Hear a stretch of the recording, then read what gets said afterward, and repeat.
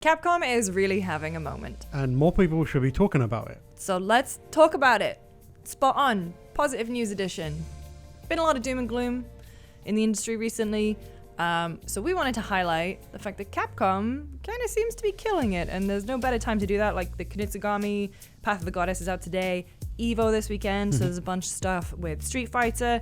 And they just announced like they're still working on Resident Evil and then remakes, etc.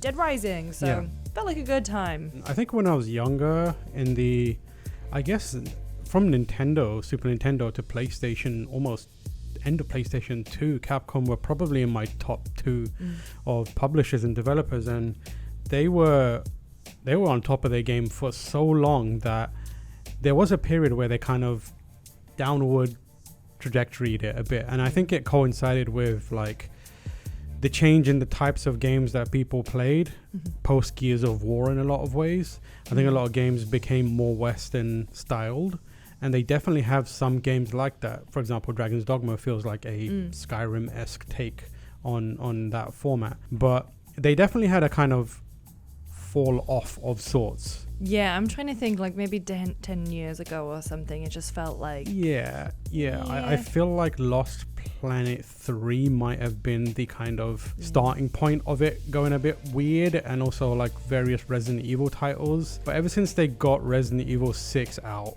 it feels like they've been back on top. Yeah, I would say from my point of view, I agree that like there was this weird few years where stuff wasn't really hitting, and then I just felt like with Resident Evil 7 things started to... Oh, I said 6 earlier, I meant 7. 6 is the giraffe fellatio one. Yeah, but it felt like with Resident Evil 7, because the way they announced it, they didn't really say it was a Resident Evil game. They had the demo, and then it was just like so much confidence in the switch to first person, and like the game was really good. And then it just seems like from then it's just been this very confident Capcom coming out with releases that have hit really hard, like a Monster Hunter World. Good lord, that was huge. I think the real success isn't in...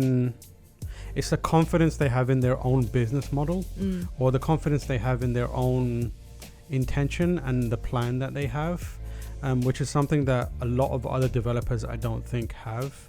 Even the most well-known, like successful ones. I don't think, for example, PlayStation has a clear and easily communicable plan or a strategy that other people can look at and feel confident with. They make great single-player, high-end cinematic games, but they're also currently mid-pivot into free-to-play games where I'm like, I don't know if that's going to work for you. Obviously, and then $40 Concord. Yeah, exactly. With a weekly model. It's also the Concord beer this weekend. Good luck. It's broadly fine. In spite of factors. Microsoft is all over the place. They definitely have like exciting things on the pipeline. Nintendo is perhaps the closest they get to it, but Nintendo's also like, they don't do anything like... I feel like when Nintendo figures out online, they'll be unstoppable. Yeah, I mean, like, also like they'll put out a game and it'll be incredible, and then you won't hear from them for ages, and then they'll be like, hey, we've got this game that we finished 10 years ago and kept on the shelf. Here it is. We've announced it. That's the kind of thing. Whereas Capcom has, I think they figured out the balance of new games, bringing back old games and remaking them in a good way, and then slowly, I think now gingerly, the thing that they're doing is creeping into new IP. Kunitsu-Gami is the latest one. I hope it's a success because it's a really fun game. I've been really enjoying it. Yeah, it's great, and it's like on paper a collection of the most boring words that you can put together, like tower defense, like barely any story. I guess to not it. Like base building, but there's base repair stuff in there. Exactly. But it's beautiful, and it's, it can switch on a dime. Like the first few levels, deceptively easy, and then as soon as you get to that cave level in the dark, oh my god. Yeah. So they've like started to, I think Capcom is in their golden age thanks to Resident Evil. The Resident Evil 2 remake, I think, has got a lot did a lot of heavy lifting. I think that's easily one of the greatest games ever made. And it's a remake. Resident Evil 3 Nemesis, not so much, but still a good game, like enjoyable. And then the new Resident Evil games are popping. Like 4 is great. They're doing the Resident Evil treatment for Dead Rising now. Dead Rising is a franchise that has been away for a long time, but that first game, if they can make the right improvements, could be really special again. And now I think of them as being in their Clover era, where Clover is a is a company that's very near and dear to my heart for various reasons. Obviously, Okami, Beautiful Joe, God Hand, that kind of stuff. That was when I loved them the most. And it feels like the games they're starting to work on have some of that energy where it's like, this is probably not going to be a blockbuster billion-dollar franchise or million-dollar franchise, but it's going to be really cool. Yeah. They've had one, I would say, great one, good one at least, which is Kunitsu-Gami. They've had one kind of like Exo-Primal. Oh god, I forgot about that one. But I would rather they use the successes they're having elsewhere to try and figure out new cool things, and that's what Kunitsu-Gami definitely feels like. And then meanwhile, Street Fighter 6 is doing better than ever. Last financial year, I think they sold like $40 million of like sales or something, some crazy number like that, where I was like, oh crap, they're kind of like on top of the Japanese industry right now, a global industry. And I mean, that's even before we talk about Monster Hunter, which we didn't get a chance to go see it at Summer Game Fest. It's frustrating. But every single person who saw it was like, I can't believe that game looks like that. That was the game that everyone was like, have you seen Monster Hunter? And then it's coming from people who aren't traditionally Monster Hunter people. I don't associate them. People within the industry that we know that I wouldn't associate as being Monster Hunter people are like, have you seen Monster Hunter? It looks wild. As a long-time Monster Hunter player that's kind of like started dipping in and out these days, I'm very excited about that. And they're making slow and steady progress into making it more friendly to newcomers without compromising the weirdness of that franchise. I think Rise was a good step forward as well in that, and it seems like the next one's going to be a pretty big deal.